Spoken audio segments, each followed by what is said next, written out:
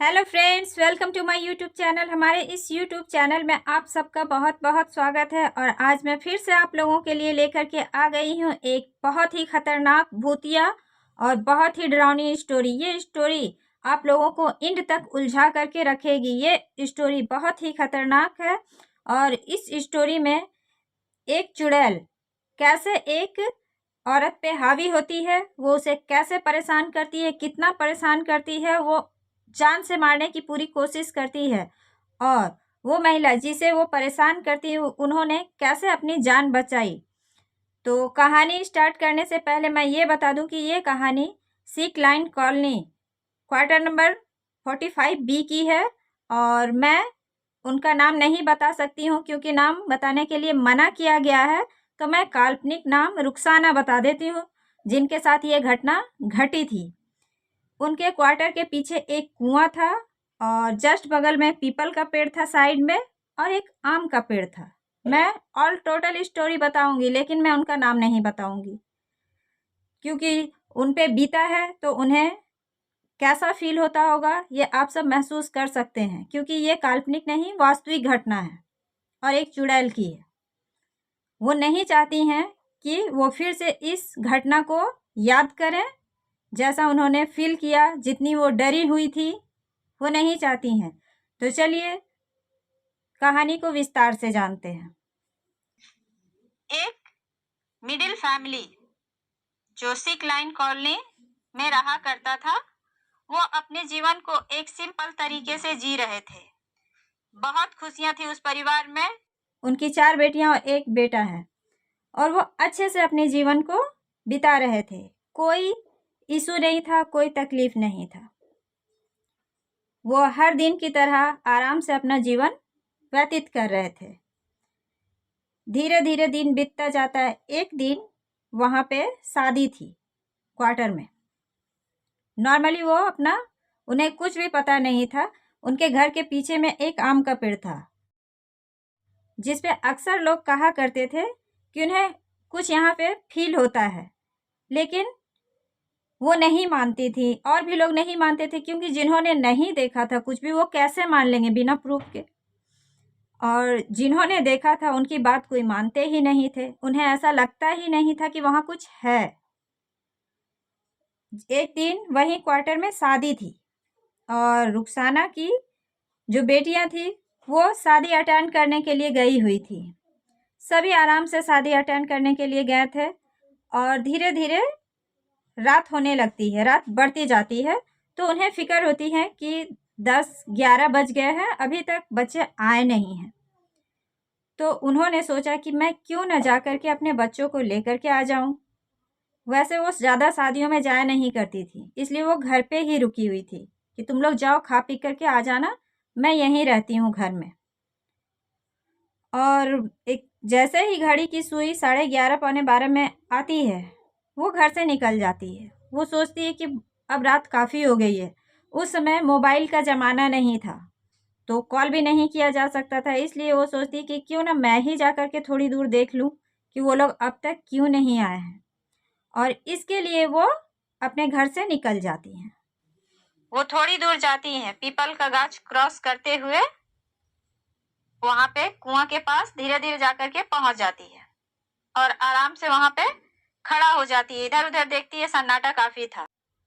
सन्नाटा देख करके वो वहीं पे रुक जाती हैं। सोचती हैं कि अगर बच्चे आएंगे तो मैं यहीं से बच्चों को रिसीव कर लूंगी। ये सोच करके वो वहीं पे रुक जाती हैं आम के पेड़ के नीचे और जस्ट उसके बगल में एक कुआं था। खड़ा होने के थोड़ी देर बाद उन्हें ऐसा लगा कि कोई उनके सामने से पार हुआ। बिल्ली अजीब तरीके से आवाज करते हुए एक बिल्ली वहां से गुजर जाती है। उन्होंने उतना ध्यान नहीं दिया क्योंकि उन्हें ऐसा लगा कि बिल्ली है, कुछ और तो है नहीं।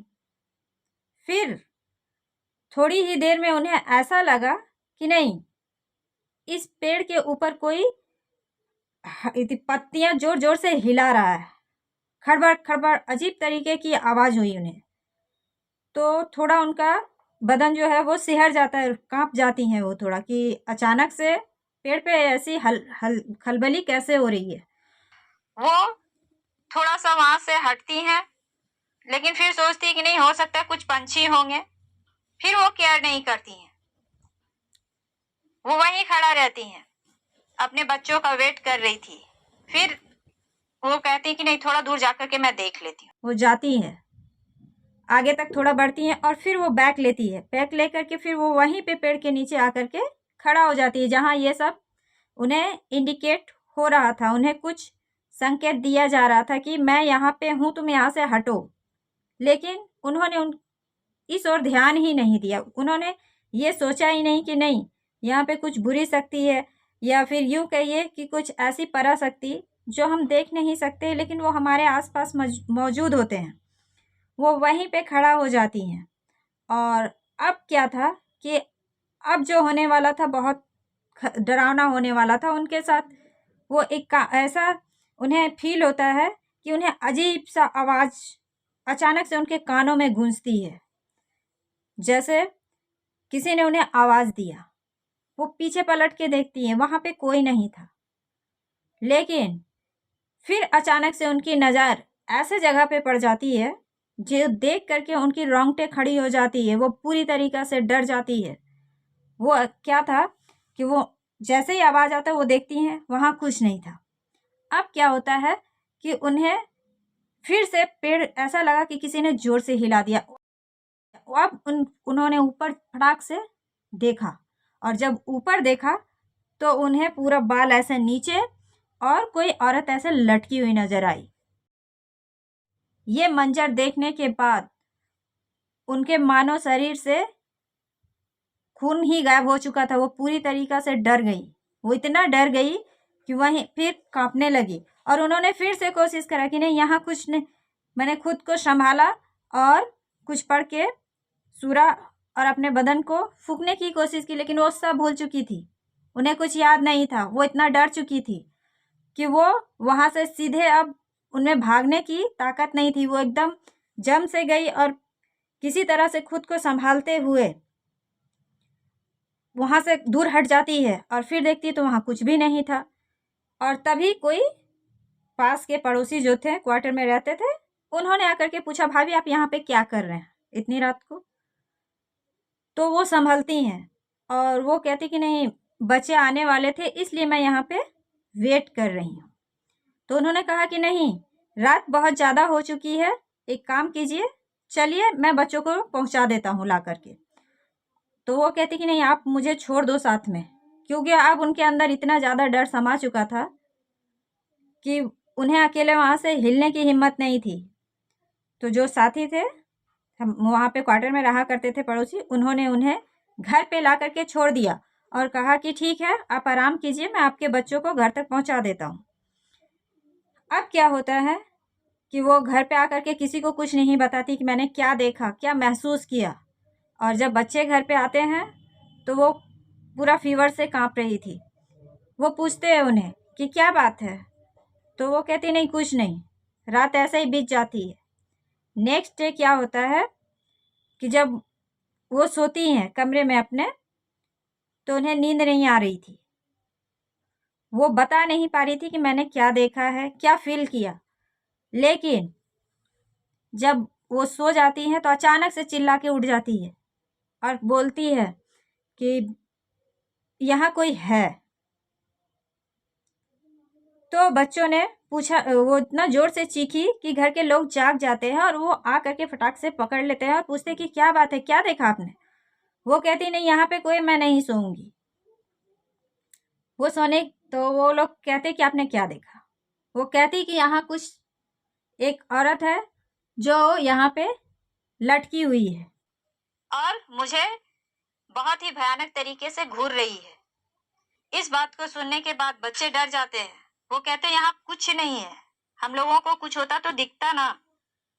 वो कहती है कि नहीं, यहाँ है, तुम लोग मेरे ही पास रहो, मैं नहीं सोऊंगी। फिर उन्हें किसी तरह बच्चे समझा करके सुला देते हैं, और जब वो सोती है थोड़ा, फिर से चिल्ला के उठ जाती है कि अब वो मुझे उठा करके फेंक रहे हैं। यहाँ से वो अकेले नहीं है, उनके साथ 3-4 औरतें हैं और वो सब के बाल बिखरे हुए हैं, बहुत ही डरावने और बहुत ही भयानक चेहरे हैं सबके। मैं नहीं सो पाऊंगी, वो यही हैं सब के सब। ये सुनने के बाद घर वालों की नींद उड़ जाती है कि ये क्या हो रहा है इस घर में। आज से पहले ऐसा कुछ नहीं हुआ और हम लोगों को कुछ ऐसा दिख नहीं रहा है, लेकिन ये जो बोल रही हैं क्या ये सच में सच है? कोई विश्वास नहीं कर पाता है। पर वो इतना बुरी तरीके से डरी हुई थी, पसीने पसीने, कि बच्चों को यकीन करना पड़ता है। और उनके जो पापा थे वो भी यकीन करने पर अब ये हो जाते, वो सोचते हैं कि ऐसा कैसे हो सकता है, क्या है? तो वो पूछते हैं कि तुम कहाँ गई थी, कुछ तुमने ऐसा कुछ फील किया? तो वो सारी डिटेल्स बताती है। अब उन्हें समझ में आ जाता है कि इसके साथ कुछ ना कुछ तो ज़रूर हुआ है, लेकिन फिर भी वो लोग मानने को तैयार नहीं थे। वो सोचते कि हो सकता है डर गई है इसकी वजह से, लेकिन वो ये नहीं जान रहे थे कि वो सच में उनके साथ आ चुकी है। अब क्या होता है मंजर, नेक्स्ट डे किसी तरह से सभी उसे पकड़ के, वो सोती नहीं है, सभी वहीं पे बैठे रहते हैं घेर के। सुबह होने के बाद थर्ड डे, वो दिन में जब सबने कहा कि आप सो जाइए, रात में आपने सोया नहीं है बिल्कुल भी नहीं, तो वो दिन में सोने की कोशिश करती है। सबने समझाया कि हो सकता है रात में बुरे ख्याल आते हैं, आप दिन में सो जाओ, रात में सोए नहीं। वो फिर सोने की कोशिश करती है, लेकिन फिर से चिल्ला करके उठ जाती है। और अब बहुत ज़्यादा हो चुका था। वो कहती है कि थोड़ा ऊपर दीवार में चल रहे हैं तो कुछ नीचे हैं, कुछ हमारे बेड के नीचे मुझे ठेल रहे हैं, मेरे जो बेड है उसे इधर से उधर ये हिला रहे हैं, और अब वो लोग मुझे मार देंगे। ये सब सुनने के बाद अब डर बहुत ज़्यादा बढ़ने लगा था, और वो सोना तो दूर, अब बैठ जाती है और दिन वैसे ही आँख खुले में भी कहती थी कि वहाँ है, देखो दीवार पे चढ़ रही है, देखो वहाँ पे है, मुझे देख के हंस रही है, उनकी आंखें देखो, उनके बाल बिखरे हुए देखो। वो इतना ज़्यादा डर चुकी थी कि उनके आंखों से नींद आना तो दूर, वो अब घर में रहने से डरने लगी थी।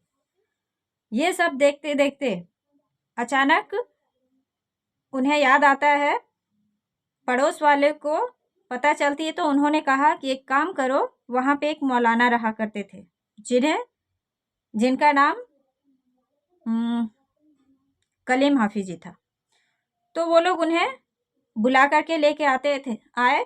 वो झाड़ फूँक करते थे और बहुत से लोगों को उन्होंने ठीक किया था, और उनका नाम था वहाँ पे एक अच्छा। तो वो लोग फिर उन्हें ले करके आते हैं, और वो जैसे ही आते हैं वो उनको देखते ही और उनका हाथ पकड़ते ही कहते हैं कि अरे बाबा, ये बच कैसे गई? इसे तो एक बहुत ही भयानक और बहुत ही खतरनाक चुड़ैल ने इसके साथ आ चुकी है, वो इस पर अटैक किया है। वो इसे इतना ज़्यादा डरा चुकी थी और वो इस पे हावी हो चुकी है, वो इसे अपने साथ ले ना जाए कहीं। उन्होंने बहुत 2 दिन 3 दिन 4 दिन आकर के बहुत झाड़ फूँक किया, और बहुत ही परिश्रम, बहुत ही ज़्यादा कठिनाई के साथ वो उस घर से निकली, वो चुड़ैल जो उस घर में आ चुकी थी और बहुत ज़्यादा उन्हें परेशान कर रही थी। इतना वो डर चुकी थी, इतना वो भयानक मंजर था कि उनके बच्चे इतने ज़्यादा डर चुके थे, जो इस बात को मानते नहीं थे। वो अच्छे एजुकेटेड और पढ़े लिखे परिवार से थे, वो इन सब चीज़ों को नहीं मानते थे, लेकिन इतना होने के बाद उन्हें यह एहसास हो गया कि नहीं, ये शक्ति होती है, कोई माने ना माने, और जिस पे बीतता है उसे ये पता है कि ये होता है। ये तीसरी शक्ति जो है वो है, उसका मजाक भी नहीं उड़ाना चाहिए, और ये नहीं कहना चाहिए कि ये नहीं है, वो है, वो अपने जगह पे है। लेकिन कभी कभी ऐसा होता है कि वो हम पे हावी हो जाती है या कुछ कारणों से इंसान को परेशान करती है। तो धीरे धीरे वो फैमिली इस घटना से वो उबरा, और अभी भी वो लोग हैं, लेकिन वहाँ पे नहीं है। तो आपको ये स्टोरी कैसी लगी प्लीज़ कमेंट कीजिएगा, एंड अच्छी लगी तो लाइक एंड सब्सक्राइब ज़रूर कर दीजिएगा, और thanks for watching this story.